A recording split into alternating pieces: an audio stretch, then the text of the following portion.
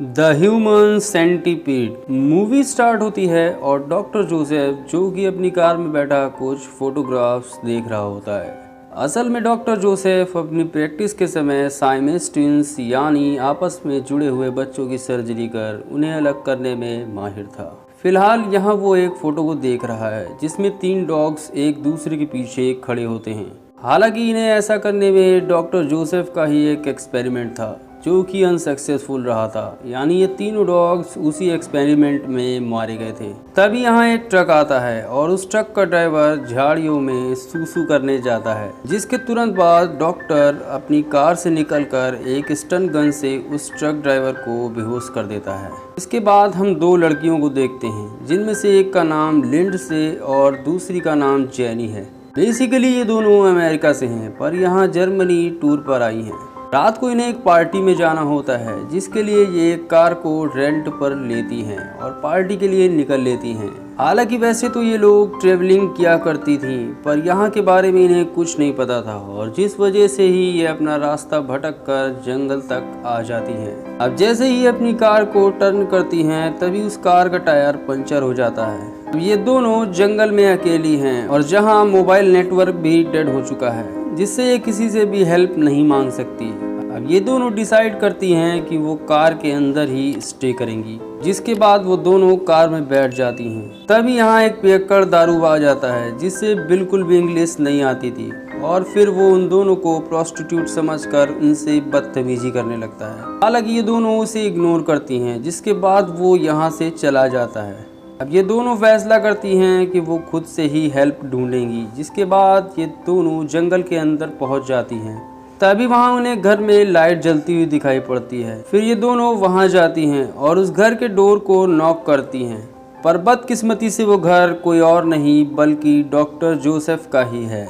फिर doctor Joseph door open करता है और इनसे यहाँ आने के बारे में पूछता है तो ये कहती हैं कि इनकी गाड़ी पंक्चर हो गई है और इन्हें एक फ़ोन कॉल करना है, जिसके बाद डॉक्टर जोसेफ इन्हें अंदर बुला लेता है। अब जोसेफ इन दोनों को यहाँ बैठा कर इनके लिए किचन से पानी लेने जाता है, जहाँ वो उन दोनों के पानियों में ड्रग्स मिला देता है। अब वो पानी इन्हें पीने के लिए देता है, जहाँ लिंडसे उस पानी को पी जाती है पर जेनी के हाथ से वो गिलास गिर जाता है। इस बात से जोसेफ उस पर काफ़ी ज़्यादा गुस्सा करता है। खैर फिर वो इन दोनों से कहता है कि मैं इसे साफ करने के लिए कपड़ा लाता हूँ। फिर वो बेसमेंट में जाता है जहाँ वो एक इंजेक्शन में कोई दवा भरता है। अब वो वहाँ से वापस आता है और देखता है कि लिंडसे धीरे धीरे बेहोश हो रही है। फिर वो मौका पाते ही जेनी को वो इंजेक्शन लगा देता है और वो भी बेहोश हो जाती है। अब जब उनकी आँख खुलती है तो वो खुद को जोसेफ की लैब में बेड से बंधा हुआ पाती हैं। यहाँ हम देखते हैं कि डॉक्टर ने एक और आदमी को बांधा हुआ था जो हमें इस मूवी में दिखाया गया अर्लियर ऑन ट्रक ड्राइवर था। अब सीन मूव ऑन होता है और हम देखते हैं कि जोसेफ उस लैब में आता है जहाँ वो उस ट्रक ड्राइवर से कहता है कि तुम इनके साथ मैच नहीं होते। इसके बाद वो उस ट्रक ड्राइवर को एक जहरीला इंजेक्शन लगाकर उसे मार डालता है। अब जोसेफ पास के ही एक पार्क में एक गड्ढा खोदकर उसकी बॉडी को दफना देता है। कुछ दिन बाद जोसेफ एक जैपनीज को बेहोश कर अपनी लैब लाता है। खैर अब वो इन तीनों को अपने एक्सपेरिमेंट के बारे में बताता है कि मैं डॉक्टर जोसेफ एक रिटायर्ड सर्जन हूँ और यहाँ तुम तीनों पर एक एक्सपेरिमेंट करने वाला हूँ जो शायद आज तक किसी ने ना किया होगा और ना ही किसी ने सुना होगा। फिर जोसेफ इन तीनों से उस एक्सपेरिमेंट की शॉर्ट समरी बताता है कि मैं तुम तीनों को एक साथ जोड़ दूंगा और तुम्हारे नीज के लिगामेंट्स को हटा दूंगा। इसके साथ ही वो इन्हें ये भी बताता है कि मैं तुम तीनों को आपस में इस तरह जोड़ूंगा कि पहले वाले के मुंह में खाना जाएगा और उसका वेस्ट उसके एनस से होते हुए दूसरे वाले के मुंह में जाएगा और दूसरे वाले का वेस्ट उसके एनस से होते हुए तीसरे वाले के मुंह में जाएगा। इस तरह तुम तीनों आसानी से सरवाइव कर पाओगे। अब उसकी इन बातों को सुनकर वो तीनों समझ चुके थे कि डॉक्टर जोसेफ पूरी तरह से साइको हो चुका है। फिलहाल अब डॉक्टर जोसेफ उस जैपनीज को बेहोशी का इंजेक्शन देता है जिससे वो फौरन बेहोश हो जाता है। दूसरी तरफ वो दोनों लड़कियां जोर जोर से रोने लगती हैं, लेकिन डॉक्टर जेनी को बेहोशी वाला इंजेक्शन देकर उसे भी बेहोश कर देता है। अब वो जब जेनी को इंजेक्शन दे ही रहा होता है तब लिंडसे अपने दांतों से उन रस्सियों को खोलने में कामयाब हो जाती है। हालांकि उसके हाथ में लगी नीडल से वो कट भी जाती है, लेकिन फिर भी वो भागती हुई खुद को एक कमरे में बंद कर लेती है। जोसेफ भी उसके पीछे पीछे उस कमरे तक आ जाता है और उस कमरे के शीशे को तोड़कर कमरे के अंदर आ जाता है। हालांकि तब तक लिंडसे उस कमरे को खोलकर वहां से भाग जाती है, पर बदकिस्मती से वो वहां बने पूल में गिर जाती है। डॉक्टर जोसेफ उसके सामने होता है और उसे उस स्टन गन से बेहोश करने ही वाला होता है कि तभी वहां लाइट चली जाती है और इसी बात का फायदा उठाकर लिंडसे वापस से वही लैब आ जाती है, जिसके बाद वो जेनी के दोनों हाथों को खोलती है। पर जेनी, जो उस इंजेक्शन की वजह से अभी भी बेहोश थी, खुद से नहीं उठ सकती थी। लिंडसे उसके हाथ पकड़कर उसे घसीटती हुई बाहर तक ले आती है। तभी जोसेफ भी उसके पीछे आ जाता है और फिर वो अपनी स्टन गन से उसको मारकर बेहोश कर देता है।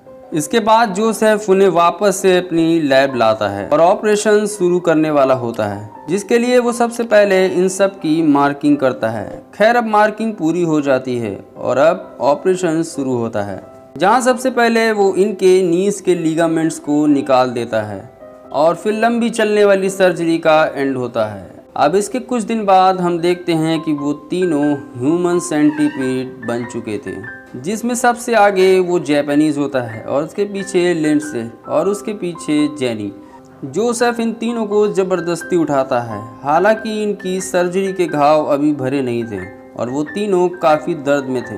फिर जोसेफ इनके फ़ोटोज़ क्लिक करता है और इनके दर्द पर काफ़ी हंसता है। फिर वो इन तीनों को एक पिंजरे में बंद कर देता है और इनके साथ जानवरों जैसा बर्ताव करता है। फिर हम देखते हैं कि जोसेफ इन तीनों को वही पार्क लाता है जिसे आपने इस वीडियो के थंबनेल पर देखकर क्लिक किया था।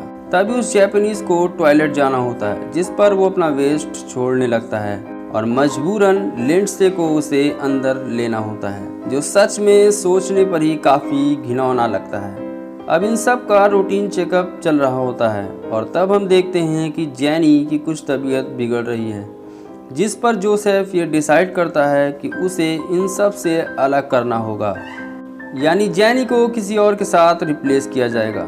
तभी वहाँ जोसेफ के घर की डोर बेल बजती है और हम देखते हैं कि दो पुलिस ऑफिसर लिंडसे और जेनी को ढूंढ रहे हैं।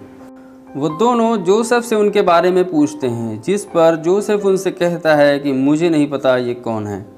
अब वो इन दोनों पुलिस ऑफिसर को अंदर बुलाता है और इनसे अपने बारे में बताता है। फिर वो इन दोनों के लिए किचन में पानी लेने जाता है, जहां हम देखते हैं कि वो उस पानी में वही ड्रग्स मिला देता है जिससे लोग बेहोश हो जाते हैं। अब जोसेफ वो पानी उन दोनों पुलिस ऑफिसर को पीने के लिए देता है, लेकिन उसमें से एक पुलिस ऑफिसर को उस पर कुछ शक होता है और वो उस पानी को नहीं पीता है। अब वो पुलिस ऑफिसर जोसेफ से कहता है कि कहीं उन दोनों लड़कियों को गायब करने में तुम्हारा हाथ तो नहीं है।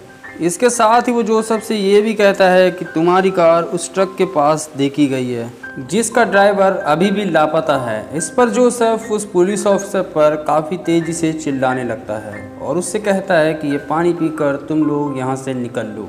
इससे वो पुलिस ऑफिसर जोसेफ के हाथ पर एक किक मार देता है, जिससे जोसेफ के हाथ से वो गिलास ज़मीन पर गिर जाता है। अब वो उसे साफ करने के लिए कपड़ा लेने जाता है, जहां वो उसी बेसमेंट में एक इंजेक्शन में दवा भरता है और फिर वो वापस से वहां आता है और मौके की तलाश में होता है, लेकिन इस बार वो पकड़ा जाता है, जिस पर वो पुलिस ऑफिसर से बताता है कि मुझे डायबिटीज़ है और ये इंजेक्शन उसके लिए ही है। अब वो पुलिस ऑफिसर जोसेफ से कहते हैं कि मुझे तुम्हारा घर देखना है, जिस पर जोसेफ उन्हें सर्च वारंट लाने के लिए कहता है। अब वो दोनों सर्च वारंट लाने के लिए यहाँ से निकल जाते हैं, जिनके जाते ही जोसेफ भागता हुआ वहाँ जाता है जहाँ उसने उन तीनों को रखा था। अब जब जोसेफ उन पुलिस ऑफिसर से बात कर ही रहा था, तब जापानीज एक सर्जिकल नाइफ लेकर कहीं छिप जाता है। अब जैसे ही जोसेफ यहाँ आता है, जापानीज उसके पैर पर वो नाइफ मार देता है और उसे काफ़ी बेरहमी से काट लेता है। अब लिंडसे जापानीज को रास्ता बताती है, जिसके इंस्ट्रक्शन को फॉलो करते हुए वो तीनों ऊपर उसी कमरे तक आ जाते हैं जिसे जोसेफ ने स्टन गन मार कर तोड़ दिया था। हालांकि यहाँ पहुँचने पर वो तीनों काफ़ी मायूस होते हैं, क्योंकि जोसेफ उन शीशों को पहले से ही सही करा चुका है। अब जापानीज वहाँ रखे लैंप से उस शीशे को तोड़ने लगता है, लेकिन तब तक जोसेफ भी उनका पीछा करते हुए यहाँ आ जाता है। अब क्योंकि ये तीनों काफ़ी दर्द में होते हैं, जिस पर ये जापानीज तय करता है कि वो खुद को ही मार लेगा। इसके बाद वो शीशे का एक टुकड़ा उठाकर अपना गला काट लेता है। इतने में ही वो पुलिस ऑफिसर सर्च वारंट के साथ यहाँ आ जाते हैं, लेकिन यहाँ उन्हें कोई नहीं मिलता। अब उसमें से ही एक पुलिस ऑफिसर सर्च करता हुआ वहाँ तक पहुँच जाता है जहाँ इन तीनों को जोसेफ ने रखा था। इनकी ये हालत देखकर वो पुलिस ऑफिसर भी काफ़ी घबरा जाता है, लेकिन तभी उसे एक गोली चलने की आवाज़ सुनाई पड़ती है, जिसके बाद वो भागता हुआ उस पुल तक आ जाता है जहाँ डॉक्टर जोसेफ ने एक पुलिस ऑफिसर को मार डाला था। अब जोसेफ इसे भी गोलियां मार देता है, लेकिन मरने से पहले ये पुलिस ऑफिसर जोसेफ के सिर पर एक गोली मारकर उसे भी मार डालता है और खुद भी मर जाता है। अब यहाँ जेनी, जो कि पहले से ही काफ़ी ज़्यादा दर्द में थी, उसकी भी मौत हो जाती है और बचती है तो सिर्फ लिंड से। इसके साथ ही इस मूवी का हैप्पी एंड होता है। दोस्तों, अगर आपको वीडियो अच्छी लगी हो तो वीडियो को लाइक और चैनल पर पहली बार आए हो तो चैनल को सब्सक्राइब जरूर करें। मिलते हैं एक नई वीडियो में। टिल देन, जय हिंद, जय भारत।